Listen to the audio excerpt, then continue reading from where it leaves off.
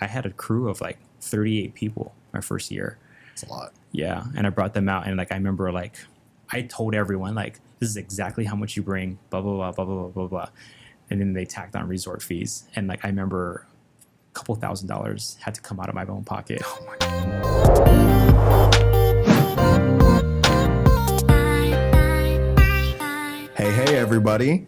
Thank you for tuning in to another episode of On Call with your host, me, Matthew Gobb. Today's guest, we have someone originally from Oahu, Hawaii, moved to California, and is now living here in the city of Las Vegas, Jordan Julian. Woo. What's up, man? What's up, dude? It's good, man. It's good to be here, and I'm excited. Thank you for blessing this space, our studio space. You are officially our third guest here for season 2. Thanks for making time. Yeah, man. I'm excited. This is like, thanks for having me. It's an honor and appreciative. So thank you. Have you been on a podcast before? I've been on a few, like maybe like a handful, like here and there. But like I think it was through like not in a studio. So this is like my first time. Like I've been like on Zoom calls or just through audio. But yeah, never physically here. Nice. Those are fun. Like I've heard a lot of people talk about Zoom podcasts, and I don't think I've personally done a Zoom podcast, but those got to be interesting, right? It was during COVID. So like during COVID, so it's like we couldn't physically go to a studio, but it was very different. I mean, I was always on Zoom calls and stuff like that during COVID, but yeah, it felt comfortable because I could have my own setup and be chill. Okay. But, I think that's where all like podcasts kind of started from. Was not all, obviously, but there was a surge of new podcasts on the scene from COVID, right? It's kind of like where mine started as well, the first season, which is kind of ironic. But I see your little name tag here, right? Disneyland, Jordan. What does that say underneath your name? Jordan, Waipahu, Hawaii. That's the little city where I'm from. Nice. And then they do that with everybody, right? Yeah. They say where you're from and everything. Because some people are from overseas too, so they'll be like, oh, I'm from like Brazil or Italy. So that's fun. Yeah.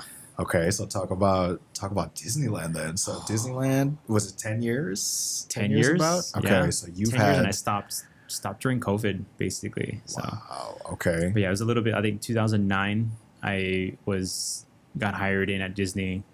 It's a weird time in my life when I was like the audition process for the show that I was doing. Like I think there was 800 dancers for a cast of like 40 people. Oh wow. Okay, so that's a lot. Yeah. So how was that? Okay, so how was that audition process like? It was a 2-day process, 8 hours each day. Like I remember getting there and just being like, I would see all these like heavy hitter dancers, like people from like Choreotics, people from Team Millennia, like all these people that I look up to. I was like, oh my gosh, like they're gonna get this. I'm not gonna even be a blimp on their radar. But like they started off with like a very technical audition piece, and it was like a bunch of turns and everything. And I was like, okay, like I have that technique, I can do that. So I got past that round. And then they taught us more, and then we learned more. And then they were like, well, I'm gonna teach you something from the show. It has like a little bit of like, there's like African involved, but then it's like Zumba mixed with hip hop. And I was like, I've done all those. I think I can like swing this. Nice. And then did that one. They were like, cool, we're gonna have a second audition the next day. And then they just were throwing everything. They were like, I did ballet. We did some like fake tap, like not with like shoes, but then just to see your movement and everything. And then at the very end, they were like, okay, we want you to freestyle now.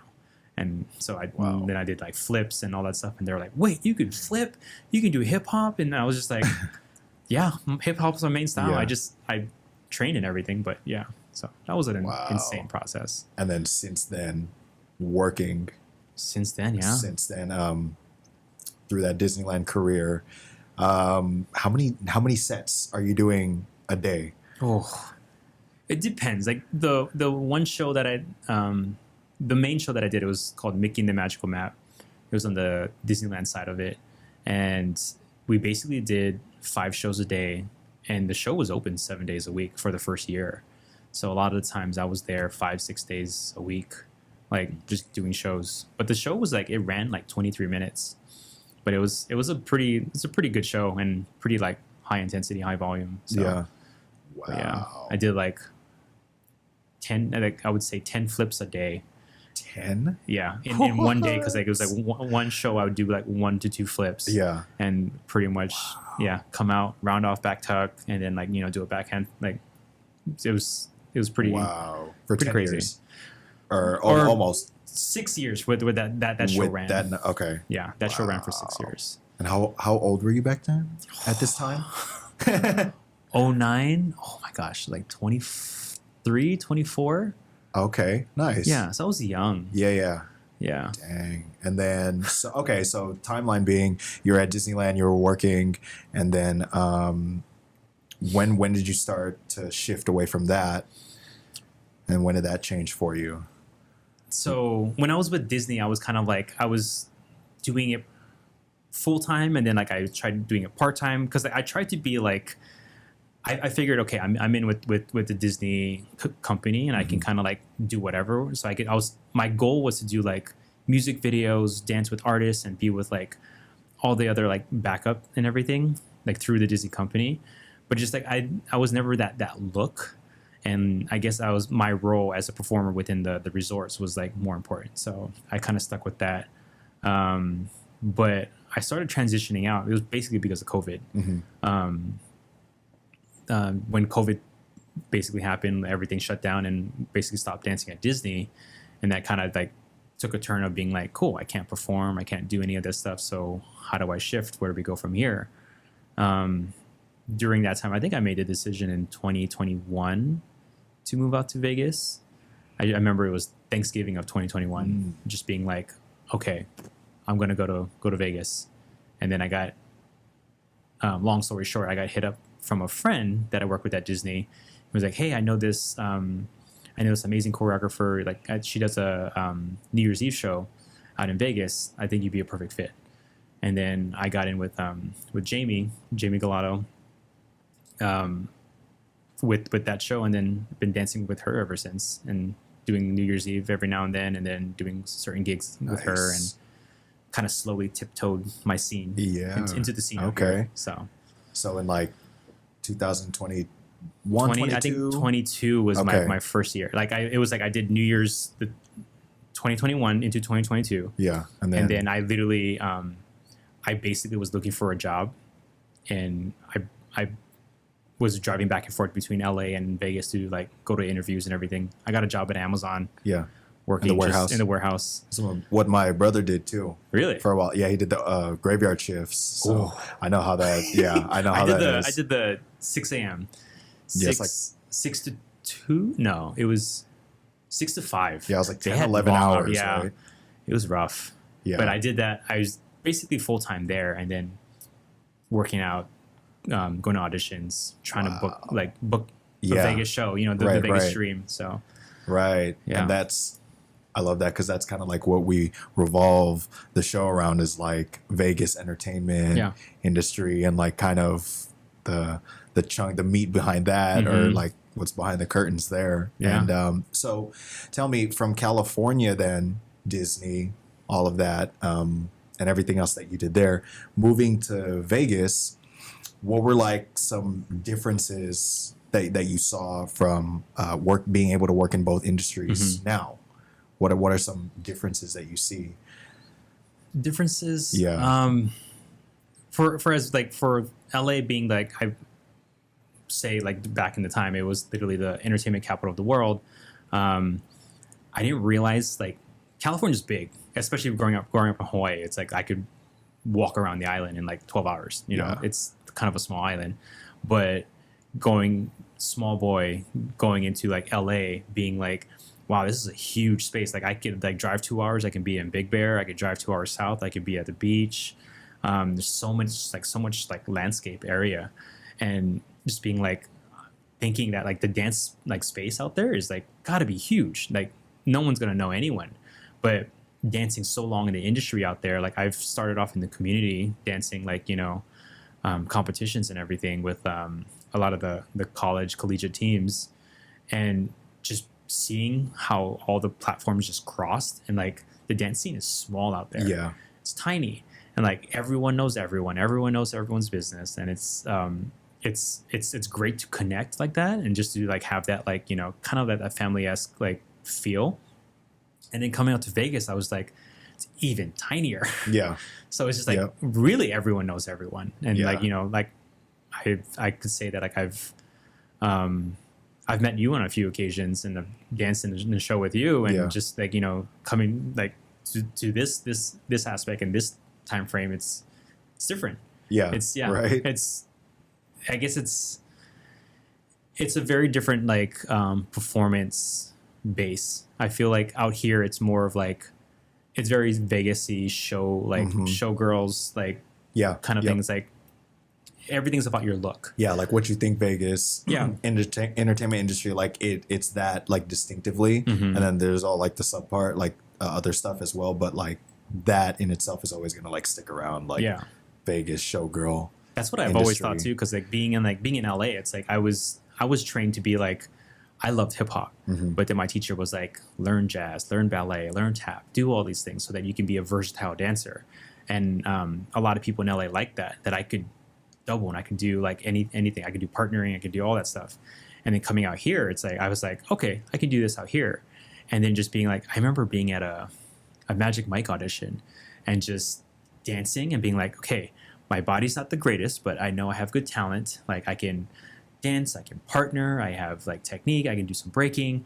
And then I remember them just being like, what else you got? And I'm just like, do I have to have another skill? Like I just like and then I remember seeing Vic. Yeah. Like Vic was there and like he was like, oh, I can skate. Yeah. And then he like busted out skates and he's like breaking while like doing skates and I was like, okay. Right, And I felt that right. like that mental challenge of just being like, what else can I do? Yeah. Or what else can I learn? And I just remember talking to someone else. They were just like, I think I want to pick up like pole dancing for this, just to like, you know, have that extra skill under your belt. Yeah. And like, I think Vegas is very much in that sense where it's like you have, you're a performer, yes, but like I know a lot of performers out here that can also like fire Yeah. breathe, that do silks, they do all these like all the Yeah. different talents, and it's a city of multiple skills and multiple Right, talents. exactly. And like it within the artist realm, I'll admit when we practice at AGC, this gymnastics gym that a lot of performers go on their off days. Yeah. I was learning trampoline. Yeah. I was doing tramp, and I'm like, see, it's one of those where it's like it is that space though where people will be like, hey, you want to learn this? Have you ever thought about getting into this, or do you just want to like mess around and learn the basics? So I was doing trampoline, and I found myself thinking that like, wow, you really have to like learn multiple things, or just at least know about it, Yeah. or just know that that's there, and you have to be multifaceted.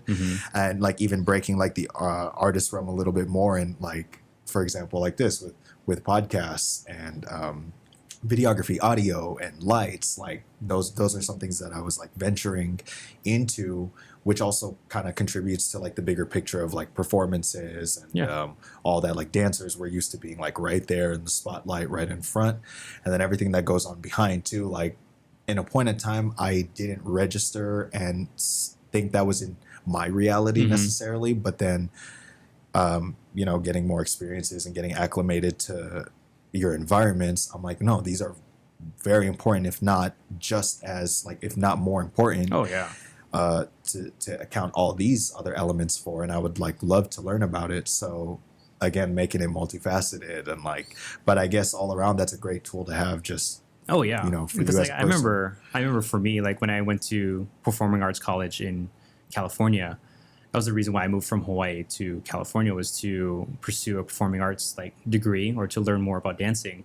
And we basically, like in a nutshell, it was the Young Americans program where we did tours all over the world, where we would take a 3-day workshop where we would teach an hour worth of show within the first day or two to like a school, a bunch of kids, a bunch of like, you know, the youth, to bring back music and the arts into schools and everything, because everyone was pulling arts programs from schools. So we were trying to show how much the importance of keeping music and arts back into schools. So we would teach the kids for the first 2 days an hour show, and then we would perform an hour of our own show before they would do their part, so that they could invite their parents and everything, so they can come watch, their friends, family, and all that stuff. And it's very like intimate experience within 3 days, and then we would pack everything up and then go to the next town. So nice. within a 3-month tour, we would do like 20, 30 different towns. But we were the load crew, we were the costume crew, we were the setup, we were the teardown, and we were the teachers, performers, singers, actors, all that Everything. stuff. Everything. So like I learned how to do lighting, I learned how to do sound, I learned how to play like certain instruments and like rolling up cables, rolling marley floor, setting up scaffolding, and it's just like as a performer, like you show up and do your thing. You show up, you do your thing, you leave. Yeah. But then like I remember there was this one time we were in Germany, and we had set up at a school. Like we had set everything up, and we were supposed to perform, or not supposed to perform, but we were teaching a workshop for the kids. And they were like, on the second day, we were like, okay, you're gonna have to load out everything. We're gonna load into this nightclub, and that's where we're performing. And I remember like I think there was about 120 students in that town, and I remember loading into this nightclub, and I remember reading on the door that the capacity was 85 people. And I'm like, we have more than that in students. How is that? How are we going to get the family? Like, and the amount of loopholes that we had to jump around just to get this show to go up. But then having that mindset of just being like, I remember with the Young Americans, I learned the whole yes and saying, just like, okay, you're going to set up this, this show in a nightclub that seats 85 people, but you have 300 people coming. And you're like, cool. What else are we going to do? Yep. And like, just the amount of things that you learn by like being hands-on like that, like that's what I loved about it. Like I can run a soundboard now, I can run lights, I can do all the things backstage that like most dancers and performers can't do. But like having that like that multifaceted like talent to be able to understand and be able to shift as well, and it's come so handy for me like with my dance career and my dance experience to be able to have all those knowledges and everything. Definitely. So, yeah. I mean, like you kind of brushed over this a little bit, but you're like, when we did a show together, when we had our run doing a show together, right? And then even doing Choreographers Carnival together in December, we've had a chance to be on the performer side of things and doing that, but then like shifting into like when you were in Illuminate, you're doing more than just dancing. Right. And I know you even had like a whole different position there. And I was a technician, like support technician for the show, and like fixing suits, soldering wires, and doing all that stuff during show call and everything. And I had to do that because it was just one of those like incidences where I got injured out here and like I tore my Achilles. I was like, okay, now I can't be physical. Like I could still walk and everything, so like I have the prior experience as a technician to do all that, and so I shifted into that role. Then when I was getting better, I started becoming a dance swing, so like I could do the tech side and the dance side as well. So to be able to be not only just versatile as a dancer, but be versatile as a human, to be,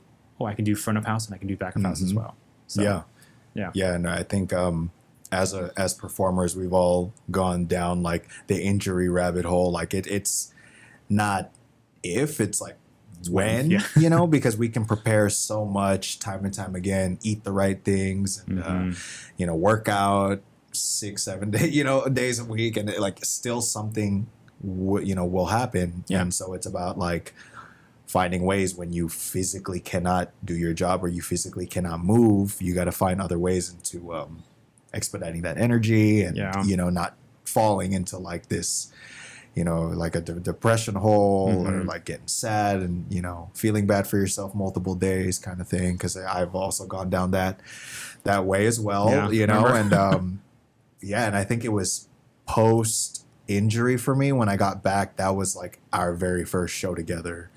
I believe. And then I was doing a different role from the one that I got injured from. So it's like, again, like the whole topic of the conversation is it all like falls down into like one big picture. But then again, like when you're injured or you have to sit on the sidelines, then you get like a broader view of everything. And then that's when I started going down like, okay, well, I want to know how to do audio. I want to know how to do lights and all these things and video and editing, because I don't want to just sit here knowing that like I've done this and I've put all my chips into one thing and I've trained, my life off for this, and now I can't do that for the time being. Like, am I just going to be like helpless here? You Yeah. know? And I think it's more important for dancers, like even when they start their careers or they decide to want to go down this career path, that they should know that all these things should also be necessary for their learning experience instead of just training in the disciplines Yeah. of dance or the styles and everything. Like knowing how to network yourself, knowing how to have these conversations, knowing how to get into these these rooms with these people that can help level you up essentially. Yeah. And because I feel like it's not being taught, and I've talked about this before, and just the business aspect of things. I feel like artists are just so blindsided by it because we're so focused in our world into leveling up our craft, and a lot of the times that's where I see the road bumps, and that's where the performers and artists get taken advantage of. That's where like a lot of the times like the money isn't right, or the money wasn't paid at all, Yeah. or like something, a breach of contract or a lack of a contract. But like earlier in this time, dancers do not know like to talk about contracts or talk about this or that. But there's no place where naturally we can all get set up for that. Like if you want to get set up for that, it'll be a paid program that you're paying for. Obviously paid but like one of those curated programs, right?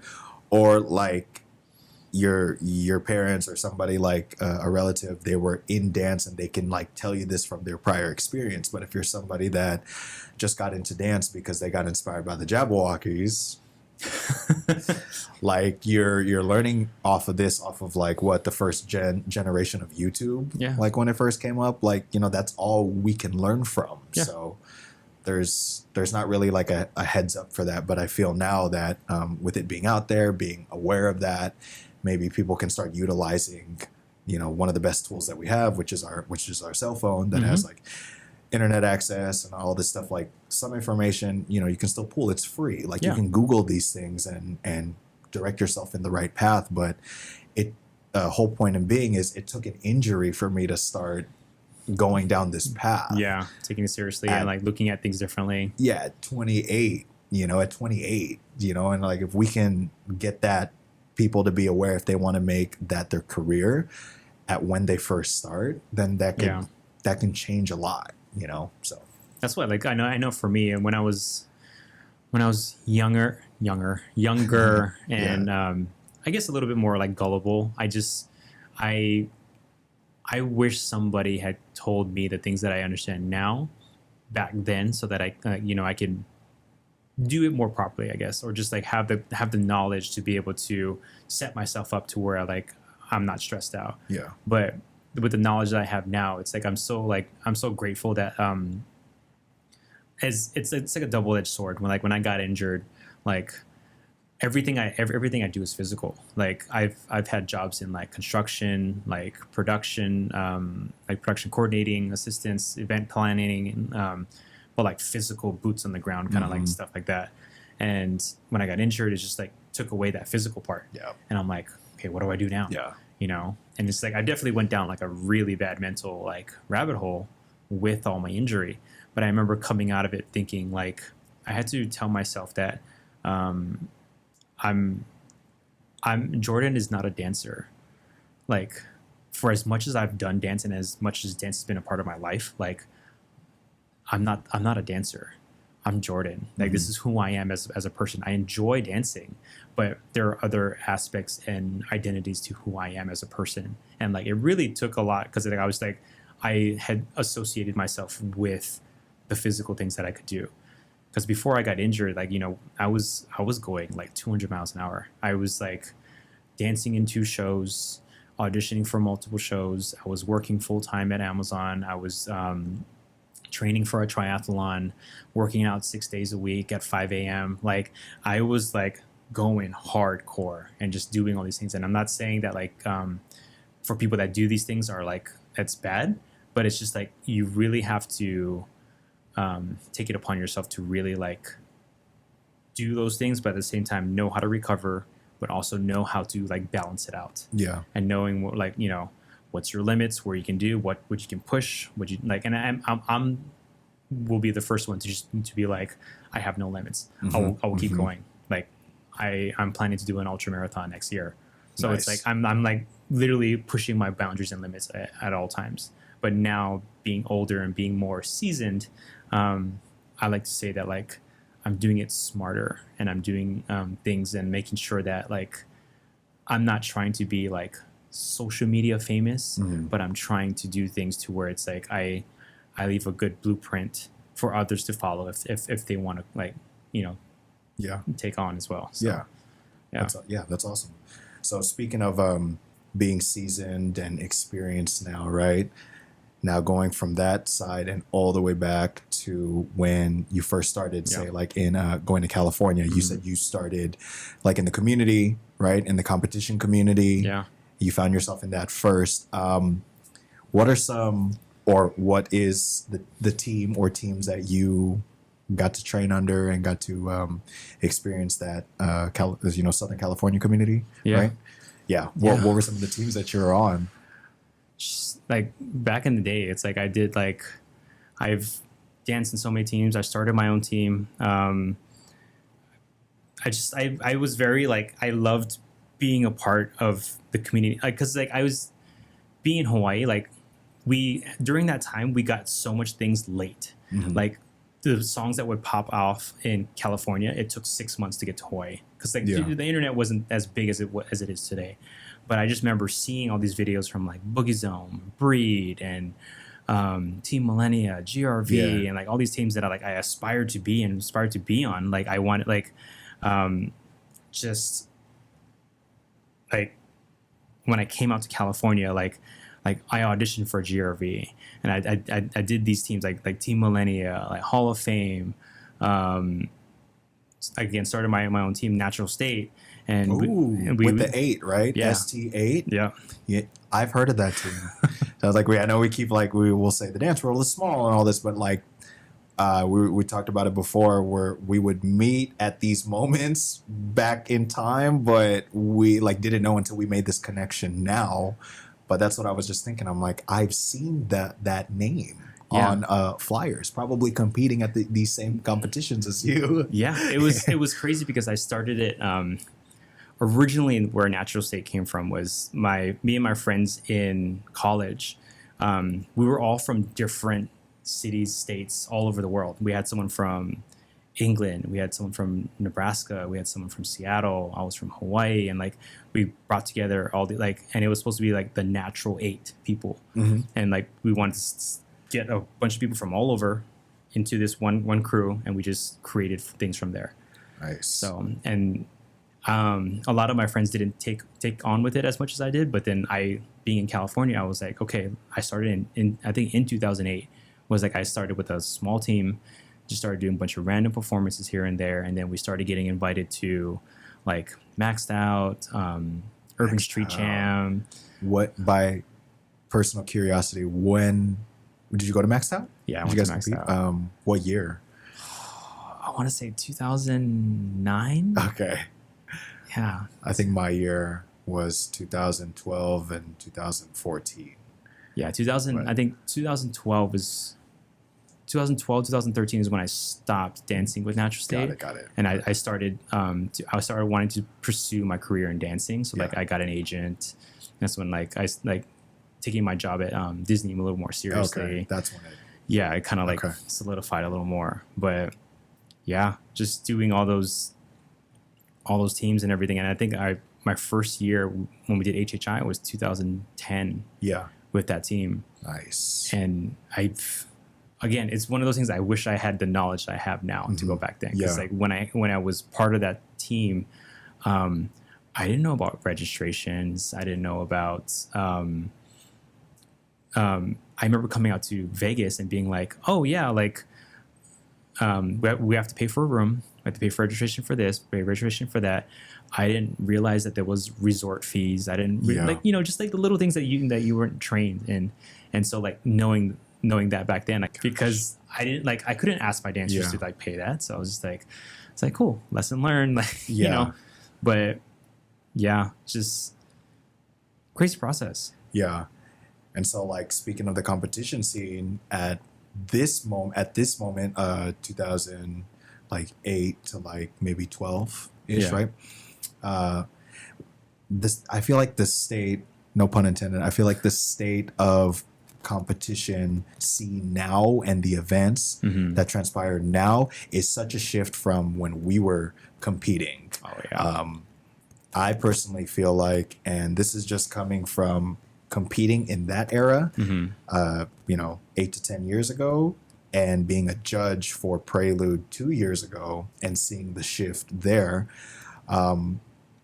I feel like the state of competition is kind of like declining now. I feel like I don't see as many dance competitions.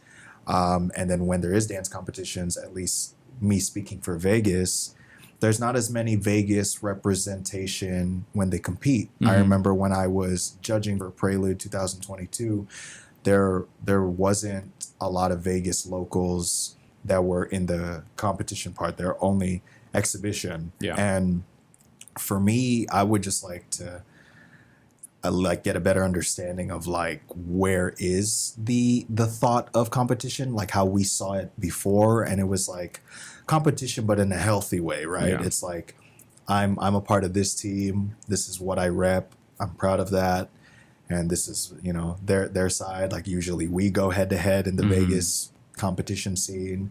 And at least when I started here, I guess in 2011 2012 with competition, there was a lot of teams, like on top of the teams coming from California, coming from East Coast, coming from Chicago, Texas, but there was a lot of local teams, and it was like, oh yeah, we know, because I was on Mekami. We're like, oh yeah, we know Mekami usually places. They're really clean. They do, this is what they do, and they do like different kind of alternative musics on top of hip hop. This is high profile, like.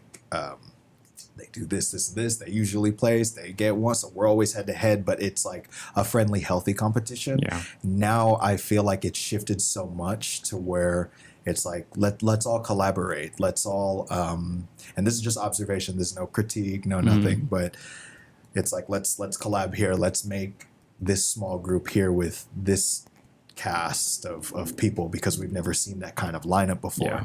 And it's not only in dance, like that happens in sports world too. Like we see like all these transactions and like NBA teams like that you wouldn't think before, like for example, like Kobe Bryant, like he was on one team and one team only. Yeah.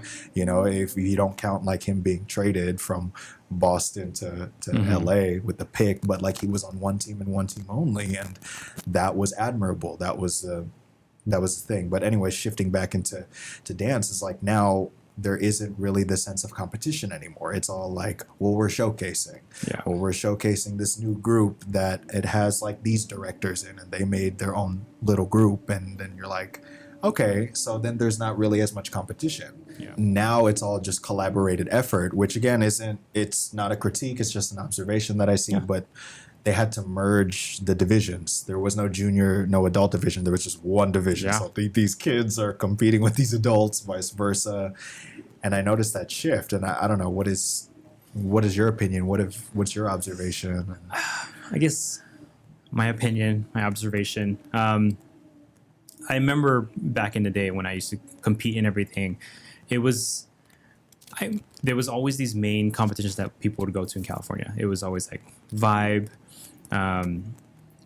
Urban Street Jam. There was like a few of them that we were like always hitting, and always it was like a season of like of competitions that we'd go to. And I remember the feeling of like each year, like every crew was ready, and like we were ready to see everyone else's set. Like it was literally like we were given a gift, and we were just like, your gift is dance. Okay, now with your guys' teams, I want you to take that gift, and I want you to like show me what you can produce within that year. And so it was very much like, because we didn't have Instagram, we had YouTube, but then YouTube was like, it took so much effort to put YouTube videos out there that it's like not everyone has access to that. So And then the copyright too. and the copyright, yeah, just there's a whole like, and like I was saying before, like the internet was a different beast back then.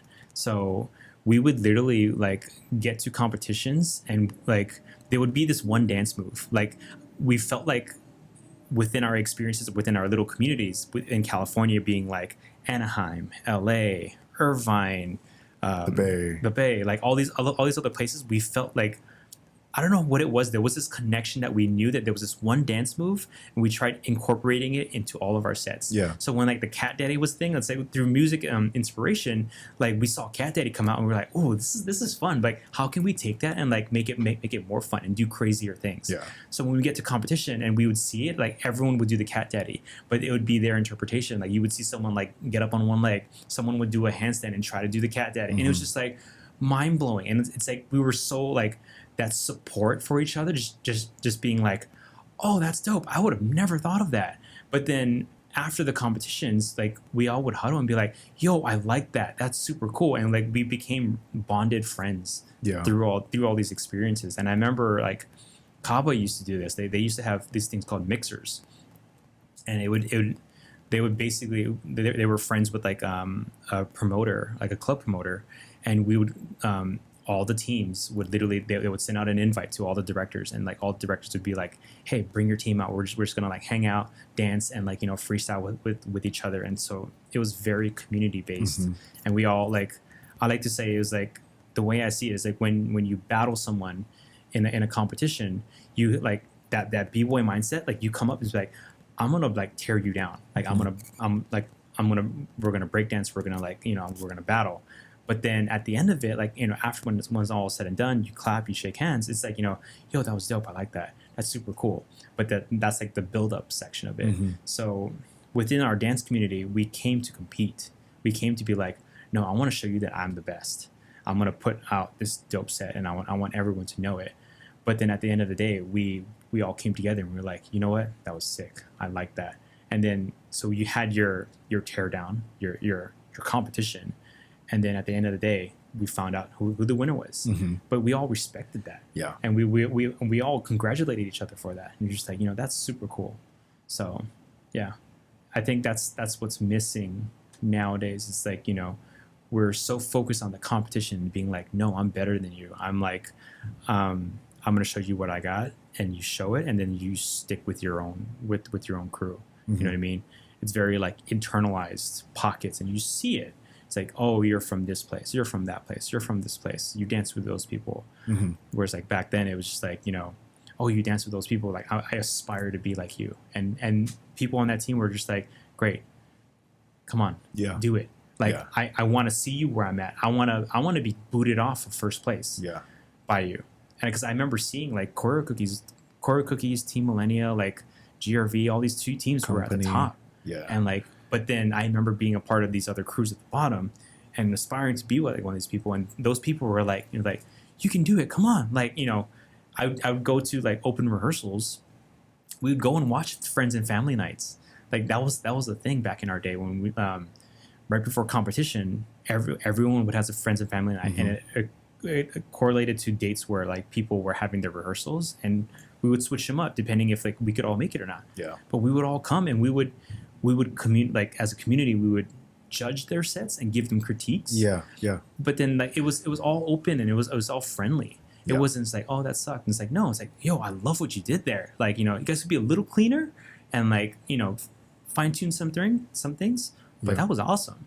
So when you have that, when it's like you have that conversation and that community between each other, to where it's like, yo, it's not personal. It's just like, but just pick it up a little bit. I think that's what we're missing. We're missing that connection, that bond. Do you think some of it plays because we feel like we're all interconnected already, just because of how easily accessible people think like someone else's life is just off of Instagram? You know, like the stories, the click so quickly, and you think you have access when you really don't. But like in a way, they feel like that's a form of connectivity. So therefore, like those moments kind of start diminishing, and you only have people that are trying to preserve that kind of culture that are still there.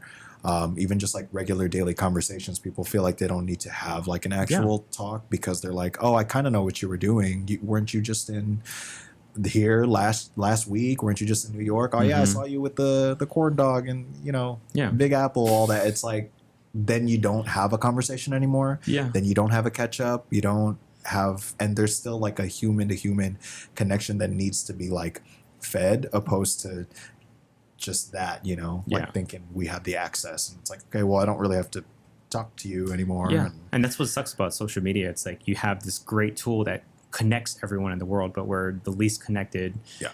in the world Yeah. because of this device that you put in your hand, and like how you were saying, like to touch upon you were saying that you already have those conversations when you comment, you say certain things, and you have that conversation through social media, and then when you see that person in real life, you're just like, hey, and it's like I've been guilty of this. Like I've seen some people, and I'm just like, I felt like I had a conversation with you, and then I go in real life and be like, oh, what's up? And I'm just like, I don't have that need to want to ask anything anymore. And like that's why, like for me, like I try to like not as much as possible take the phone out of my life and just be like, it's like I'll make a key point. Like I always say this, I'll be like, I'll see something, I'll like it, but then I'll be like, I want to ask about that, or like I'll like text the person. I'll be like, hey, like I saw you did this, like that's super dope. Or like I'll make, like, I know for me it's like I make meaningful conversations out of moments like that, and try to take away that social media aspect of being like connected but not to make the actual connection. So to making a personal bridge, like from what you just saw, and like you can take so much away from that, but that there was like conversations beforehand, there was a transportation to get to point A to point B. It's like you're missing all these like things just because you saw what the viewer was like, hey, this is good enough to be aesthetic, or like but then you missed the whole process. You missed all the conversation and the exchange. So yes, like that's, and I feel like it goes into a lot of facets. So now what we were talking about, like the competition scene, like I feel like the art of competition is diminishing, and it's just all, we're going to exhibition, we're going to showcase, which is amazing too, because we've also had that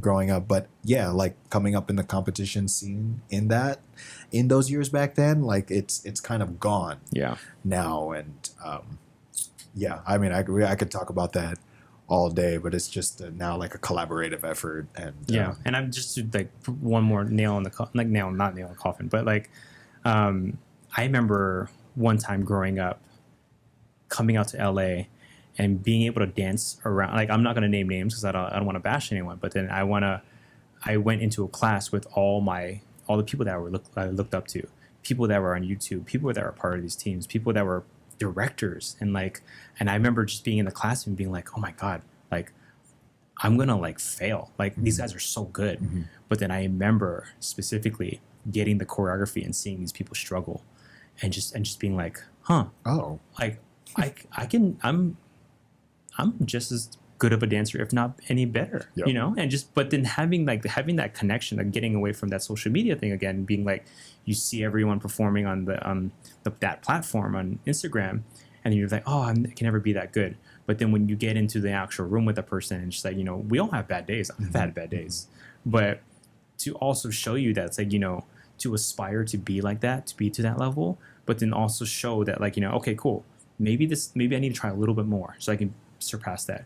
Or even being like, well, I've surpassed that. What's next? How do I, and that's just in that growth process. That's what's so good about having human interactions, is to be like, okay, cool, I can one up you, I can one up that, I can one up that, and just keep pushing from there. So cool. Right. And I've noticed that too. What is next for Jordan Julian here? What do you have coming up soon?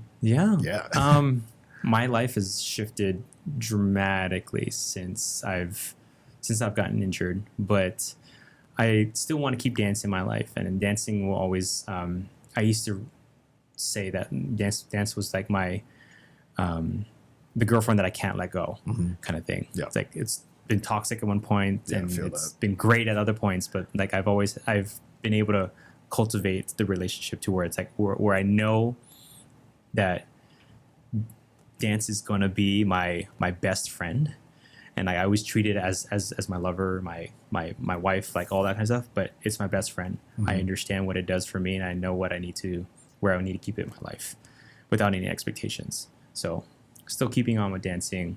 I've shifted to doing more production, like more behind the scenes, event coordinating, planning, and then also I did schooling for cybersecurity. So without getting into too much detail and getting nerd out, but I'm planning a doing like a hacking program to figure out some vulnerabilities within like certain systems right now. So that's pretty much where my life has been shifting. Nice. Okay. Cool. So going into those things, do you have anything that you're preparing for dance wise? Shifting from just being the dancer, going into other facets. You're also a choreographer, obviously. As well. You doing anything? Yeah. You doing anything coming up? Carnival's coming up June 11th. Yep. So I'm excited about that.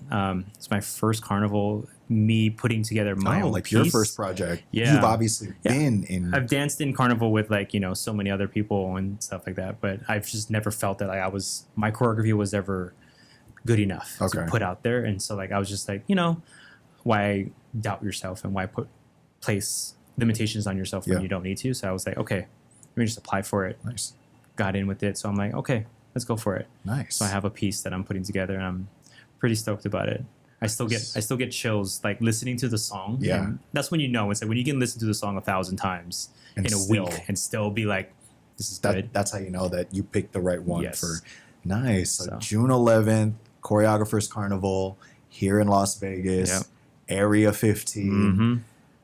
Be there. There's no be there or be there. Be there. There's some pretty good performers that are coming out. I know you're performing. Yeah. You have a piece that you're doing, so I'm excited to see your piece. Yeah. So it's exciting. Gives you a little taste of Vegas industry here. But so we'll wrap it up here today. Everybody, appreciate you for listening. Jordan, thank you for blessing us in this space. We're so glad to have you here and have some great conversation. Very good insight too. Like I think there was a moment where I got caught up and was like a light bulb moment. I was like, yeah, like that. Oh yeah, I'm doing an interview, and I was like, yeah, actually. It's like, oh okay. Yeah. Cool. So we appreciate you coming into the space with us, and yeah. Thank you so much. I appreciate it. I'm very honored. So I appreciate it very much. Cool. Thank you. Ladies and gentlemen, thank you. That is all the time we have today on another episode of On Call. We appreciate you guys listening, viewing, wherever you're streaming this from. Subscribe to keep updated. Thanks, guys.